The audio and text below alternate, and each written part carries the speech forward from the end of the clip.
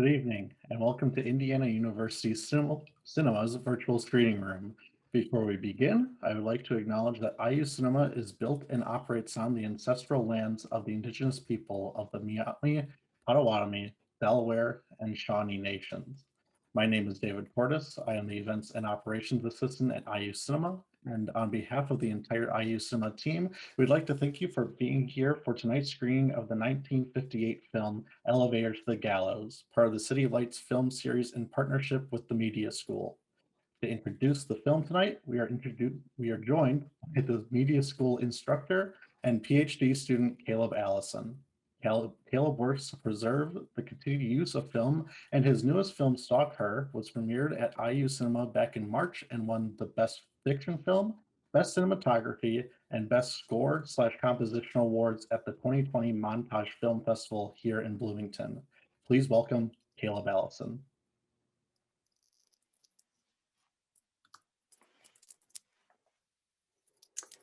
Greetings, everyone, and thank you for the introduction, David. And thank you for tuning in for this evening's presentation of Louis Malle's crime thriller from 1958, Elevator to the Gallows. Like David said, sponsored by the City Lights film series.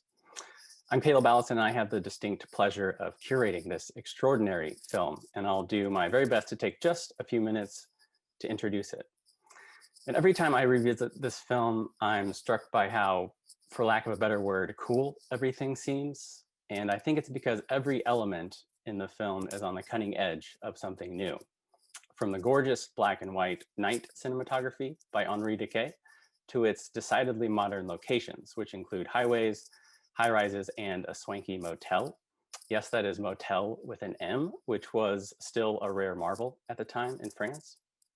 And who could ever forget the astounding jazz score by Miles Davis? Malle paints a futuristic portrait of modern France that was yet to be realized, even as he critiqued the political climate and military engagements with Indochina and Algeria France was mired in at the time. He also cites Alfred Hitchcock for his interest in a noir crime thriller, and his time working as a production assistant for Robert Bresson on A Man Escaped, released just 2 years before, clearly seeps into his stylistic approach. And if indeed you are a Bresson fan, just wait for the film's elevator sequences. They could nearly be transplanted to A Man Escaped without skipping a single beat. And this is all not to mention the star-making appearance by Jeanne Moreau, who had already been a well-regarded actress for nearly a decade, but with Elevator to the Gallows became an international sensation and icon of the French New Wave. All you have to do is marvel at the opening shot of Moreau to understand why, which you'll see in just a few moments. And it's really a true shame we can't all watch her cloaked 15 feet high across the silver screen at IU Cinema, but her presence and impact on any screen size is undeniable. Now marry Jeanne Moreau with the swooning melancholic trumpet of Miles Davis, and you have the birth not only of a star, but a new cinematic style. And that's just within the title sequence. Believe me, it only gets better from there. And it's all the more impressive when you learn that Davis's score was improvised over the course of a single night, from about 10 at night to 5 in the morning, according to the director. And the story goes that Malle was a huge jazz fan and heard that Davis was playing at a Paris club as he was editing the film. He basically called in every favor he had, I imagine, and convinced Davis to offer his immense talents, even though he was hesitant at first because he didn't have his usual bandmates with him. And Davis watched the film only twice, and on the one night a week he had off from the club, he scored the film. And if you watch very closely, you'll even see a record of his pop up in the background of one scene, which was obviously included before Malle even secured Davis for the score. There are moments in the film that present themselves as nearly perfect cinematic sequences, at least for me, that combine image and music in such a way as to transcend the story altogether.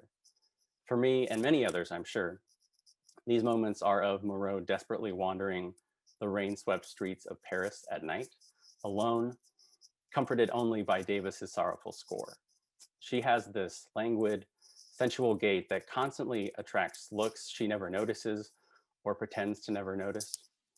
And in one breathtaking scene, she slinks across a dangerously busy street with such poise and grace, it never fails to both amaze and frighten me. You'll know it when you see it.